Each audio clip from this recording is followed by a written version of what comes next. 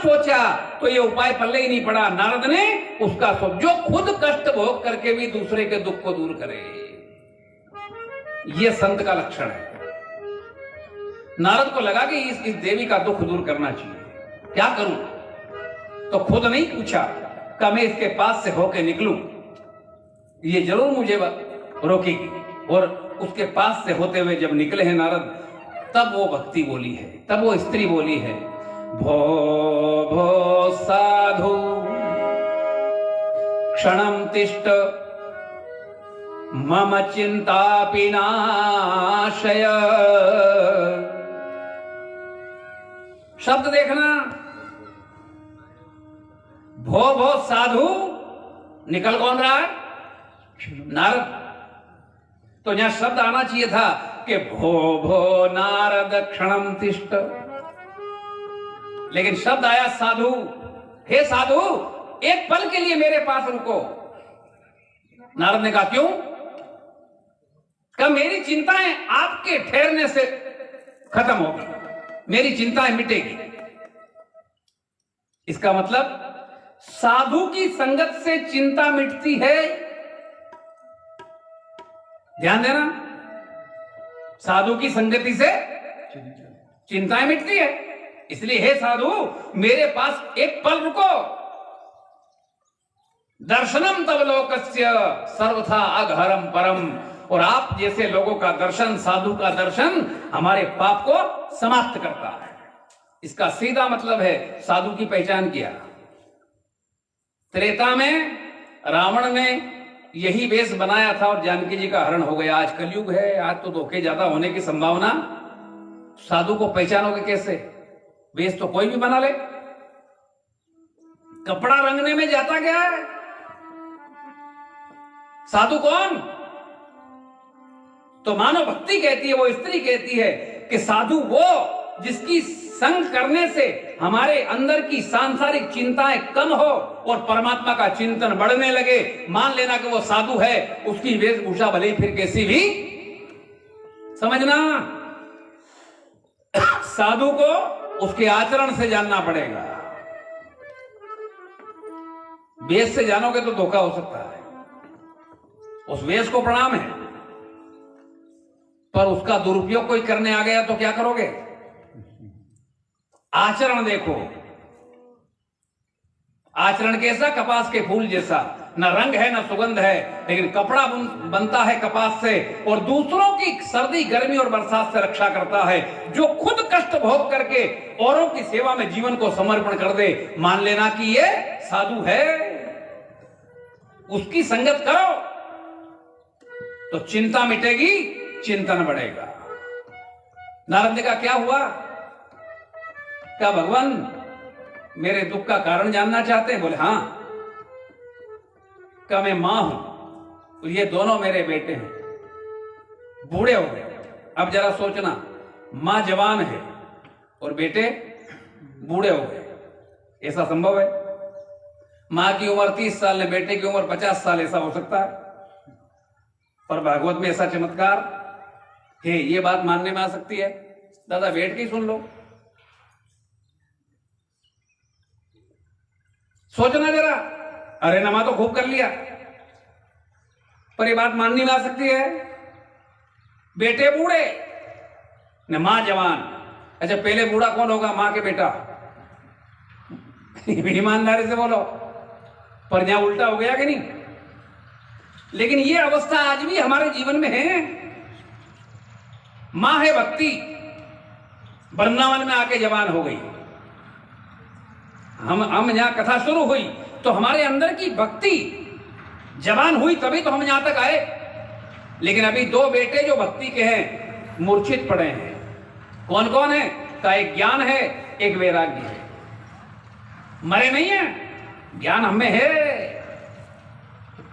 पर चेतन अवस्था में नहीं है। वैराग्य है, पर चेतन अवस्था में ज्ञान है। सत्यम वद, सच बोलो, ये ज्ञान हमें है कि नहीं है? पर अगर 200 रुपए फायदा नहीं होता हो झूठ बोलने में, फिर मूर्छित हो गया कि नहीं हो गया? हो गया बूढ़ा कि नहीं? किसी की अंतिम यात्रा में जाए कोई, और वहां अग्नि संस्कार हो जाए, जिस समय अग्नि लगे चिता को, उस समय अपना विचार देखना। एक मन में वैराग्य आएगा, शमशान वैराग्य बोलते हैं जिसको, कि अरे कुछ नहीं रखा है दुनियादारी में, आज इसको लेके छोड़ा है, या कल लोग हमको भी लाके नहीं, क्या रखा है दुनियादारी में, कुछ साथ नहीं ले जाना है। लेकिन वहां से पलट के अपने 10 मित्रों के बीच में आके बैठा, फिर बोल के वही गुल्ली डंडा हो गया मूर्छित के नहीं। लेकिन एक बात का ध्यान देना, बिना ज्ञान और बिना वैराग्य के की हुई भक्ति फलीभूत नहीं होती। भयउ न विषय विराग भवन बसतबा चौथपना, ब्रह्म निरूपण धर्म विधि वर्णम तत्व विभाग, कहूं भक्ति भगवंत की संयुत ज्ञान विराग। ज्ञान और वैराग्य से युक्त भक्ति ही फलीभूत होती। हम कहते हैं हम भजन खूब करते हैं लेकिन परिणाम नजर नहीं आता। क्या करें? वो 2 बेटे जो बूढ़े हो गए, मूर्छित पड़े हैं, पहले उनको जागृत करो। वो जब तक, और वो कैसे जागृत होंगे? वो हरि चर्चा से ही जागृत होंगे। वो जीवन में चेतनता तभी आएगी, ज्ञान की वैराग्य की भूमिका तब सामने आएगी जब हरि चर्चा होगी, सत्संग खूब होगा, तब बात बनेगी। नारद ने कहा कि मैं जरूर तेरा दुख दूर करूंगा। उन दोनों के कान में वेदों का उद्घोष किया, उपनिषद कहे, गीता पाठ सुनाया, बात नहीं बनी। एक पल के लिए मूर्छा टूटी, फिर ढेर हो गए। तब आकाशवाणी हुई कि हे नारद, भक्ति के दुख को दूर करने का उपाय कोई महात्मा तुम्हें बताएगा। कौन बताएगा? महात्मा कौन? हम तो किसी को महात्मा कह दें। मनस से एकम वचस से एकम कृतस से एकम महात्मना। जो मन में हो वही वो बोले, और जो बोले वही करे। इन मन वचन कर्म की एकता के साथ जो जीता हो उसे महात्मा कहते हैं। ध्यान देना, मन में कुछ और सोच रहा है, बोल कुछ और रहा है और कर कुछ, ये महात्मा का नहीं, दुरात्मा का लक्षण है। और ये रोल हमने कई बार किए हैं कि मन में सोचा कुछ और है, किससे बात करी तो बात कुछ और कर दी, और करना कुछ। रावण, वाल्मीकि रामायण में रावण को महात्मा शब्द से समारा है वाल्मीकि जी ने। महात्मा रावण, कारण क्या है? इसमें तीनों चीज है। उसने सोचा अपने कक्ष में कि मैं जानकी का हरण करूं। जय हो। जल्दी जल्दी बैठ जाओ, आप जितनी देर रुकोगे उतनी देर कथा रुकेगी। समझना, लिंक टूटती है तो जोड़ने में देर लगती है। कहां था मैं?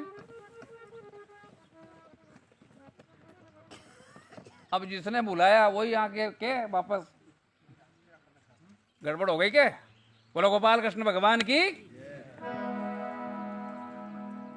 कथाएं बड़ी निराली है, एकाग्रता बहुत जरूरी है।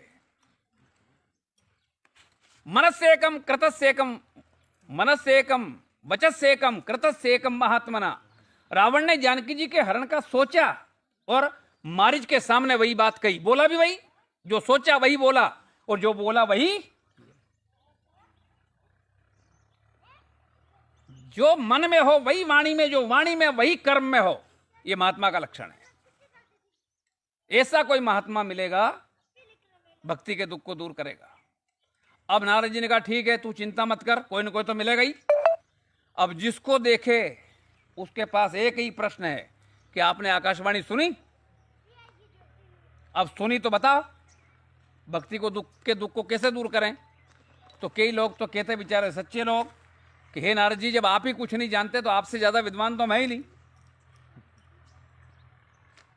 कुछ ऐसे पाखंडी भी हैं कि जो विद्वान है नहीं लेकिन घोषित होना चाहते हैं। विद्वान है नहीं पर लोग हमें विद्वान माने, हमें ज्ञानी माने। तो जैसे ही देखा कि नारद आ रहा का ये एक ही बात पूछेगा, अपने चेलों से कहा कि आए तो कह देना कि हमारे गुरुजी ने मौन व्रत धारण कर लिया। मुझे भी ऐसे गुरु मिले हैं कि गुरुजी आप जो सब लोगों के बीच में रहते हो नहीं, ये बंद करो। 1-2 किलोमीटर दूर कथा पंडाल से एकांत में किसी मकान में अपना डेरा लगाओ और कोई भी आए तो मिलो मत। हमने कहा क्यों? तो इससे आपकी पूछ परख बढ़ेगी। हमने कहा मुझे जेल होगी क्या? तो एकांत में अकेला पड़ा रहूं तो जेल है कि नहीं है? और यहां से उतर के आपके बीच में बैठ जाऊं तो आनंद है कि नहीं? कई लोग किसी प्रकार से कोई बातचीत ना करे, पूछे नहीं। अच्छा पूछेगा कोई प्रश्न, मेरे पास जवाब है नहीं है, तो मेरी विद्वता कलंकित होगी। तो जैसे ही कार्यक्रम पूरा हुआ, कमरे में बंद, अंदर से लगाया सांकल और भले अंदर टीवी देख रहा हो, एक चेला बाहर बिठा दिया, गुरुजी से मिलना है, कहा अभी पूजा में पिक्चर देख रहा पट्टा। ये अपने आप को बचाने के रास्ते हैं। एक पंडित मुझे मिला, हम जा रहे थे अहमदाबाद एक मरीज को लेकर के। तो वो बासाब जो हमारे रिश्तेदार हैं, उन्होंने कहा कि देखो 2 पंडित हो, 2 कथावाचक हो, तो कोई भगवत की चर्चा, भगवान की चर्चा शुरू करो तो हमारा सफर भी अच्छा कटे और सत्संग भी। तो मैंने एक बात उससे पूछी, तो उसने कहा देखो भैया मैं यहां हूं तो मुझे कुछ याद नहीं है, व्यासपीठ पे बैठ जाऊं हर प्रश्न का जवाब मुझे याद आ जाता है। तो मैंने उससे कहा कि दादा रे तू तारीख दे, कथा का आयोजन करते हैं, तू व्यासपीठ पे बैठ जा, फिर मैं पूछ लूंगा। कहा मैं ऊपर बैठ जाऊं व्यासपीठ पे, फिर पूछने नहीं देता, नीचे उतर जाऊं तो याद नहीं है। अब बोलो क्या करूं मैं उसका? बच गया कि नहीं? ऊपर बैठ जाऊं तो पूछने नहीं दूं, जो मैं कहूं वही सुन, और नीचे उतर जाऊं तो याद नहीं है, फिर पूछने की जरूरत भी नहीं है। ये अपने आप को बचाने के रास्ते हैं। इससे तो अच्छा है नहीं कि किसी ने पूछा, सर्वगुण संपन्न तो दुनिया में कोई नहीं हुआ नहीं। अगर आपने कुछ पूछा, मुझे उसका जवाब नहीं मालूम, समस्या का निदान नहीं मालूम, तो 1 मिनट में दादा ये मुझे नहीं मालूम, खत्म। इतने से में तो बात खत्म होती है नहीं, पर छोटा हो जाओगे। तो ऐसे भी लोग मिले नारद जी को। नारद जी ने जाकर कहा कि महाराज जी सुनो, एक समस्या है, भक्ति के दुख को दूर करने का उपाय जो आकाशवाणी ने कहा, आप जानते हैं क्या? चेले ने कहा कि महाराज आपने आने में थोड़ी देर कर दी। क्यों? हमारे गुरुजी ने मौन व्रत ले लिया है। का मौन कब खुलेगा? 3 साल बाद। इंतजार भी करे तो कब तक करे आदमी? कब लिया? अभी आधे घंटे पहले। जबकि होगा क्या कि नारद जी गए कि उनका मौन खुला। मैं एक पंडित जी के साथ गया था इंदौर, एक वास्तु पूजन में। सुबह उनके ही घर बैठ के हमने पोहे खाए और ट्रेन में बैठे इंदौर गए। जब उसके घर पहुंचे 12-1 बज गई, तो वहां जो माँ साहब थी उन्होंने कहा गुरुजी भोजन का, मैं भोजन करता ही नहीं। करते ही नहीं मतलब? का छोड़ दिया। कब से? का 17 साल हो गए। 8 बजे सुबह पोया खाया, पर उस पर अपना सिप्पा जमाने के चक्कर में बोल गया 17 साल हो गए। तब मुझे लगा कि ये दादा भूखे मारेगा। तो मैंने उससे कहा कि इन्होंने तो 17 साल से अन्न नहीं खाया, मैं रोज खाता हूं, तू तो मेरे लिए बना। और उनके सामने अकेले ही जिम गया। भूख उसे भी लग रही थी, भूख मुझे भी लग रही थी। जब वहां से चले तो चिड़ा कि तेरे शर्म नहीं आई तुझे, मेरे को छोड़ के तेने भोजन कर लिया। हमने कहा तुम सिद्ध की कुछड़ी बन गए, 17 साल से हमने छोड़ दिया जबकि सुबह पोहे खाए। तो उसमें क्या पाप है क्या?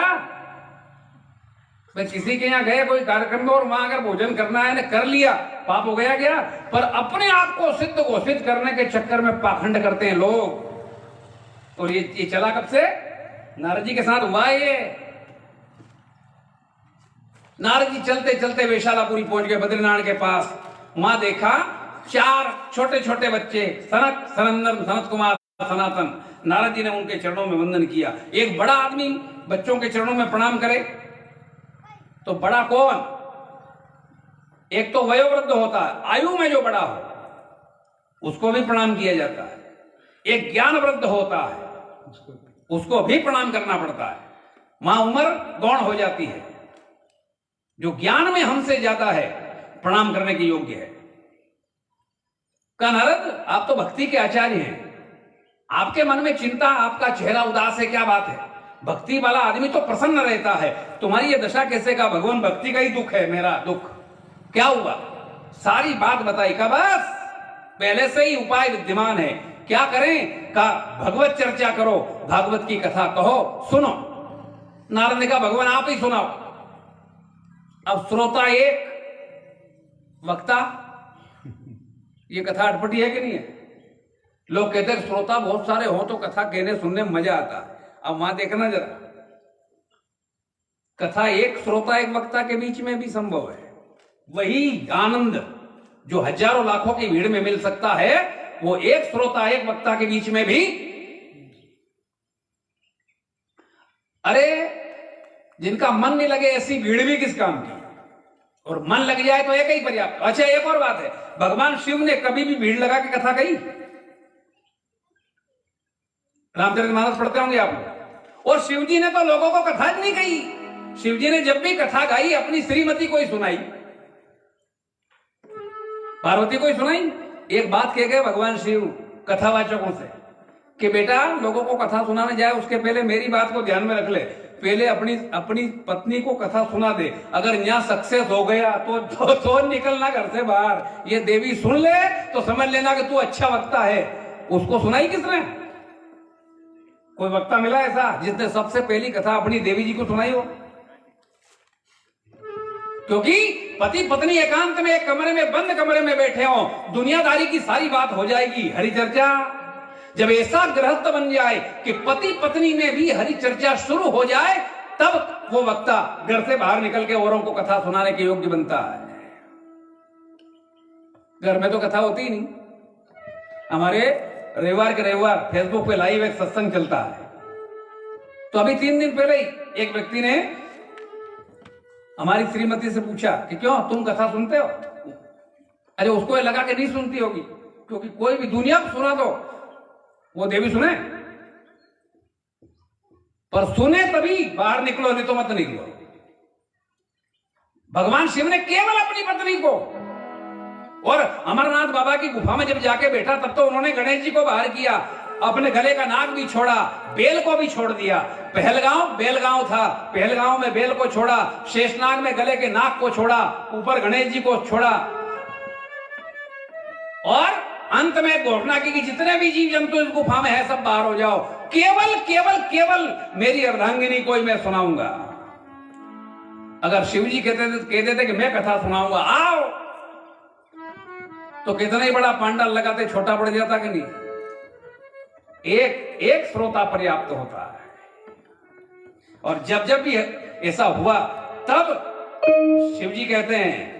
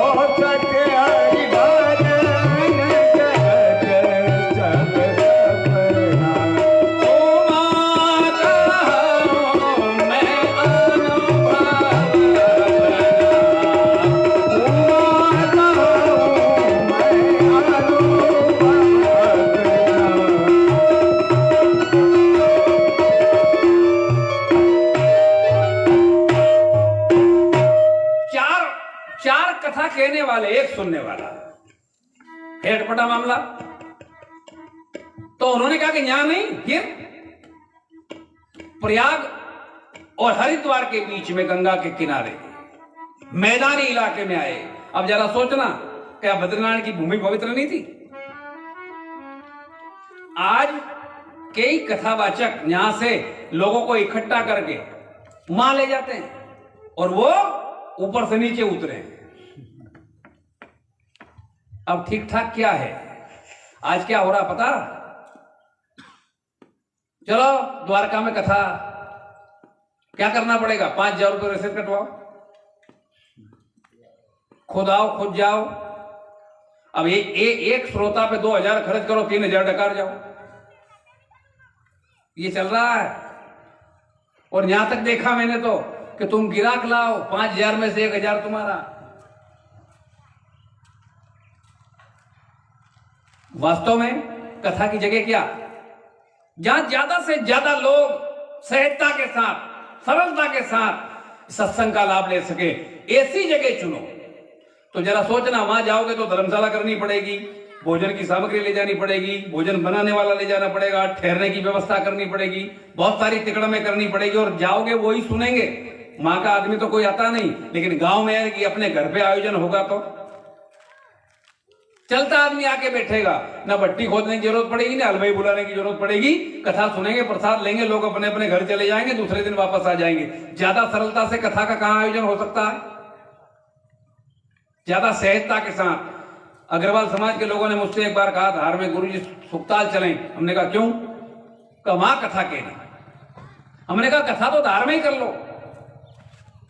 कन्हे गुरुजी वहां बड़ी सुंदर जगह सुखदेव जी का स्थान है। हमने कहा सुखदेव जी का स्थान है तो सुखदेव जी वहां रहते भी होंगे। बोले हाँ। तो जब वो आदि वक्ता भागवत का वहां विराजमान है, उसके सामने मैं क्या बोलूंगा? मेरी औकात क्या है कि मैं उसको कथा सुना के आ जाऊं? कथा तो यहां सुन लो और फिर सुखदेव जी का दर्शन करने के लिए, गंगा स्नान करने के लिए अवृत स्नान के रूप में हम वहां चलते हैं। कथा का स्थान वो चुनो जहां ज्यादा से ज्यादा लोग उस कथा का आनंद ले। इसलिए बद्रीनाथ की भूमि छोड़ करके मैदानी इलाके में आए हैं। हल्ला मच गया। देव, नाग, किन्नर, गंधर्व, ऋषि, मुनि, महात्मा, जिसने सुना, पर्वत, नदियां, ये सब के सब आए बिना बुलाए। और ये सब आज भी यहां अपने गांव में मौजूद हैं। इनको बुलाने की जरूरत नहीं पड़ती।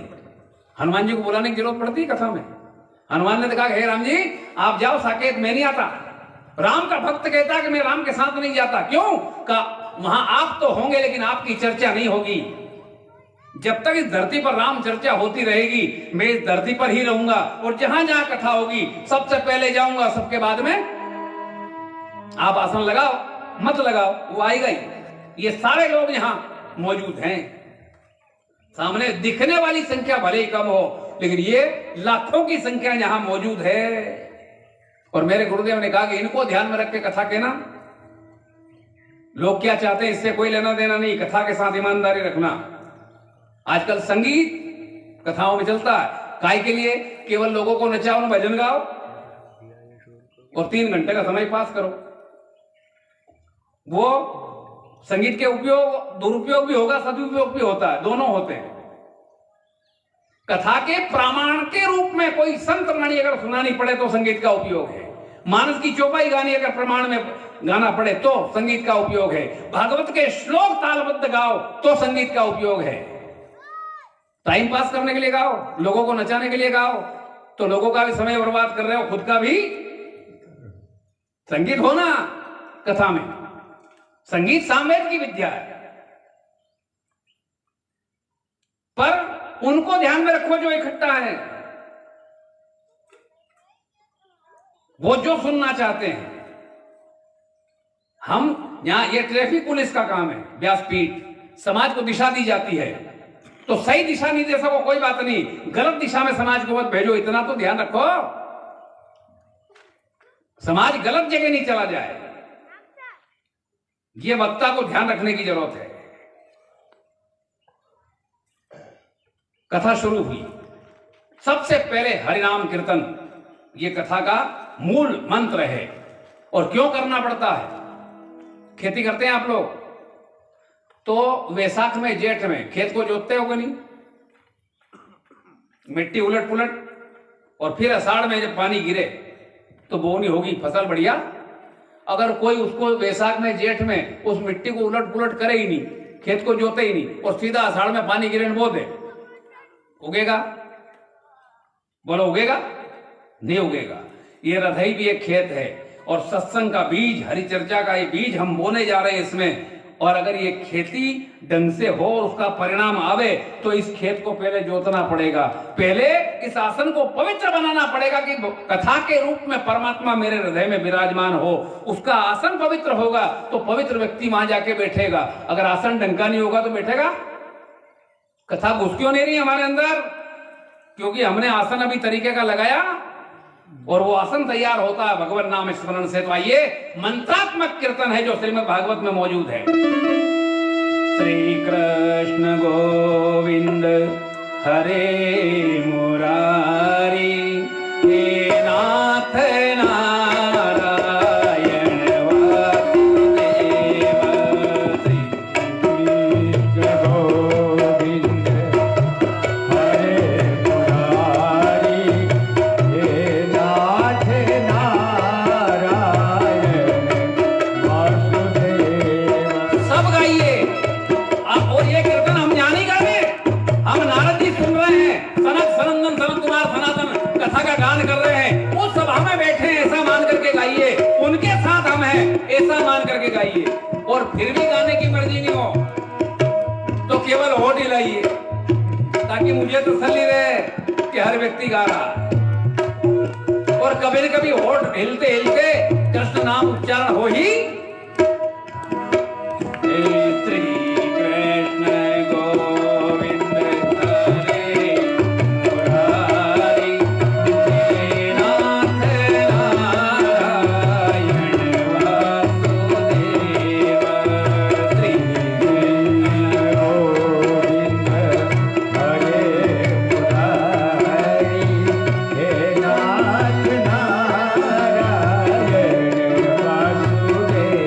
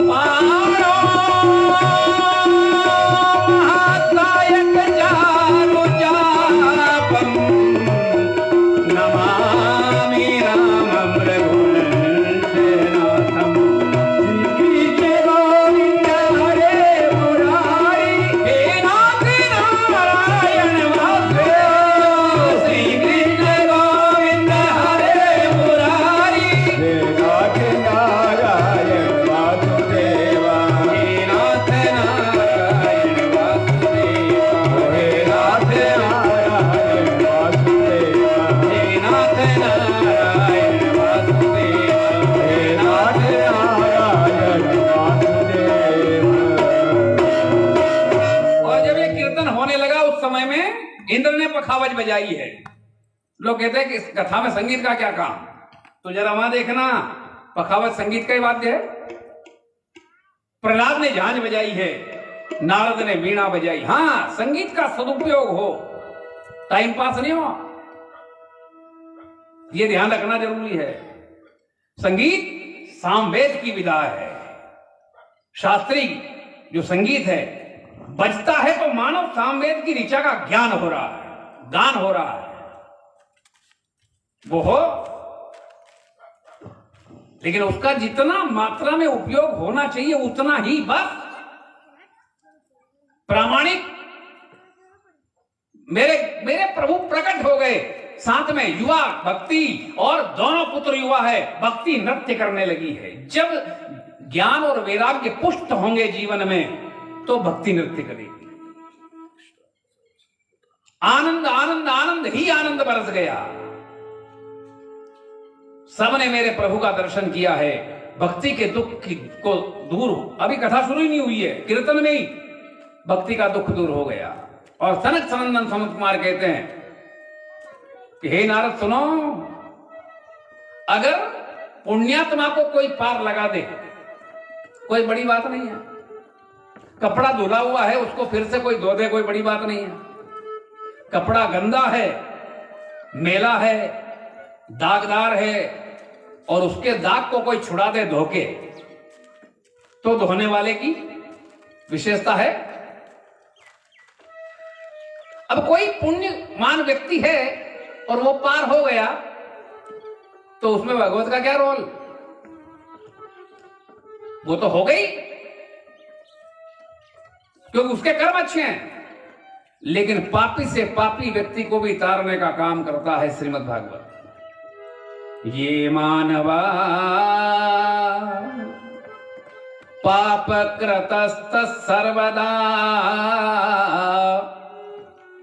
सदा दुराचार रता विमार्गगा। जो प्राणी जीवन भर दुराचार करता रहा, अधर्म का पालन करता रहा, धर्म से मुख मोड़े रहा, क्रोधाग्नि दग्धा, क्रोध की अग्नि से जो जल रहा है, कुटिलाश्च कामिनी,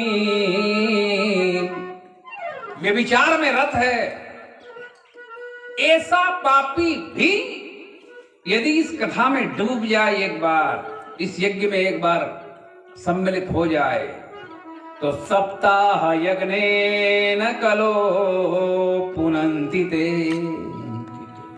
ये 7 दिन का वो यज्ञ है कि उस पापी को पवित्र बना देगा। सत्येन हीना, जो सत्य से विहीन है, मात्र पितृ दूषका, जो माता पिता का विरोधी है। अच्छा, माता पिता का जो विरोधी है वो तो परमात्मा का विरोधी है। पद्म पुराण कहता है सर्व तीर्थमयी माता सर्व देवो मया पिता। सारे देव पिता में समाहित हैं, सारे तीर्थ मां में समाहित हैं, और जो इन दोनों का विरोध करे वो तीर्थ का विरोधी, देव का विरोधी अपने आप ही हो गया। लेकिन अगर वो ऐसा भी है और इस यज्ञ में सम्मिलित हो गया तो सप्ताह यज्ञेन कलो पुनन्ति ते, वो भी पवित्र हो जाएगा। इतना सब कुछ अगर गलत है उसको ठीक करना है तो ये सप्ताह यज्ञ उसके लिए पर्याप्त है। अरे यज्ञ है तो आहुति दी जाएगी, तो काय की का हमारे समस्त दुर्गुणों की, समस्त पापों की आहुति इस 7 दिन के यज्ञ में होगी। हम पवित्र होकर यहां से पूर्ण आहुति के दिन निकलेंगे। लेकिन आहुति में कुंड में तो जाना पड़ेगा कि नहीं? जो साकल्य बाहर ही रह जाए उसका क्या? उस कुंड में तो नारद ने कहा कि भगवान आपने कहा मैंने मान लिया, लेकिन मेरा मन मानने को तैयार नहीं, मेरी बुद्धि, क्योंकि शास्त्र एक और वाक्य कहता है अवश्यमेव भोक्तव्यम कृतम कर्मम शुभाशुभम। अवश्य ही भोगना पड़ेगा किए हुए कर्म का फल। और यदि वो पापी पवित्र हो गया तो पाप समाप्त हो जाएंगे। उस पाप रूपी कर्म का फल फिर कौन भोगे? का देखो, कृपा जब बरसती है, प्रभु की कृपा में ही ये बात विशेष है कि कर्मों के फल से छुटकारा। का भगवान एक बात बताओ, आपने कहा, लेकिन पहले कभी ऐसा हुआ क्या? ए भाई, ए,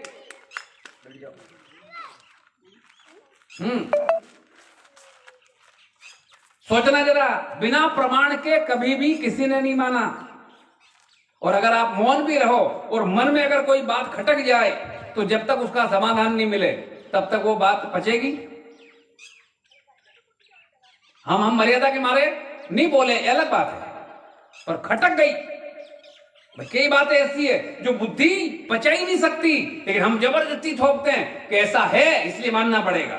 तो वो कहता, गुरुदेव आपने कहा इसलिए मान लिया मैंने, लेकिन अंदर से मानता है क्या? अरे सुंदरकांड में एक चौपाई है, जब हनुमान जी लंका में प्रवेश करने लगे उस समय कैसे गए अंदर? अरे मसक समान रूप कपिधारी,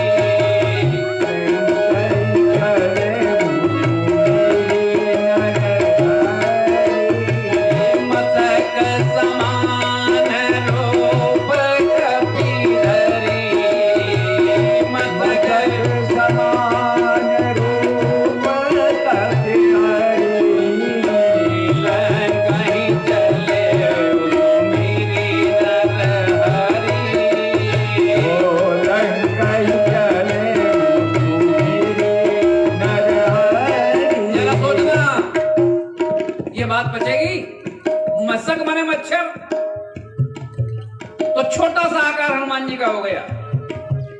लेकिन राम जी ने एक चीज दी थी, मुद्रिका। मुद्रिका माने अंगूठी, जड़ है।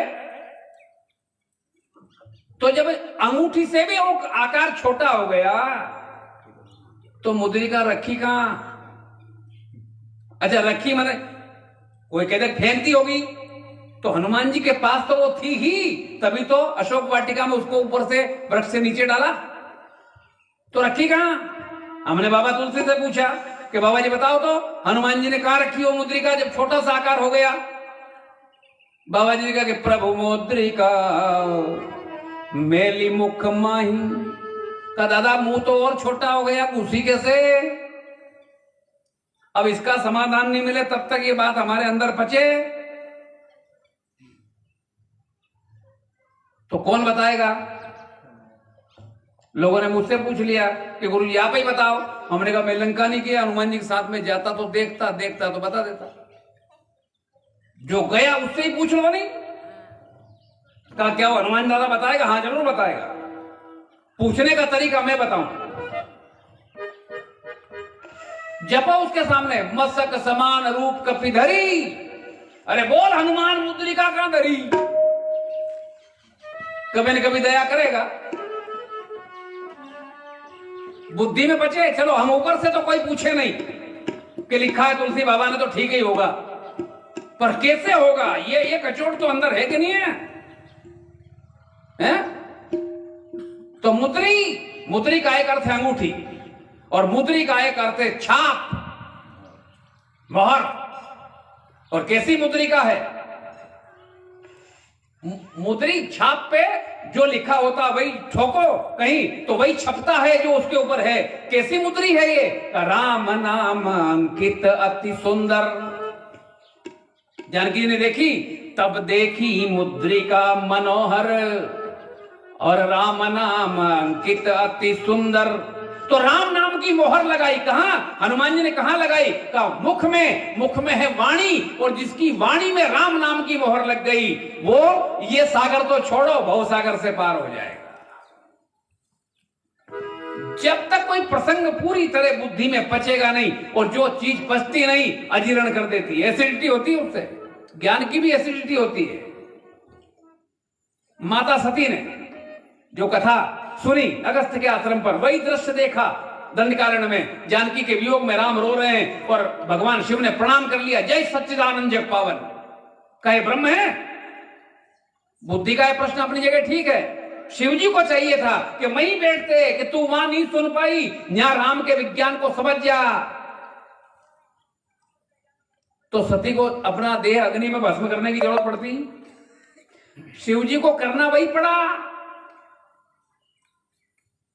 पार्वती के रूप में अगले जन्म में जब हिमाचल की पुत्री बन के जन्मी, विवाह हुआ, और फिर भी वो संशय बुद्धि नहीं पचा पाई। वो अजीर्ण अभी तक एसिडिटी जारी है, डकार आ रही है कि भगवान जदपि जोशिता नहीं अधिकारी, दासी मन कर्म वचन तुम्हारी। बताओ राम ब्रह्म है ये तो मैं मानूं, लेकिन कैसे? इनके समाधान की जरूरत है कि नहीं? ये अंदर के संशय को समाप्त करना पड़ेगा कि नहीं? कई प्रश्न उठेंगे इसमें। हमने हरे नमा करके छोड़ दिया है भले ही, पर अंदर से तो कोई प्रश्न आता है कि ऐसा कैसे हो सकता है? हनुमान जी ने बालपने में सूर्य को मुख में रख लिया। अब ये कल्पना थी, बात नजर नहीं आती कि सूर्य पृथ्वी से 13 गुना बड़ा है, एक बच्चे के मुख में घुसा कैसे? और आग का गोला है तो वो फिर वो जो जिसने मुंह में रखा वो जला क्यों नहीं? ये प्रश्न उठेंगे कि नहीं मन में? हाँ, श्रद्धा से हमने मान लिया, एक अलग बात है, पर बुद्धि के तर्क में तो। और सच्चा सोना वो होता है जो इसको पारस पे रगड़ के देखो और 100% निकल जाए। तर्क वो पारस है, कुतर्क गलत बात है, तर्क पारस है।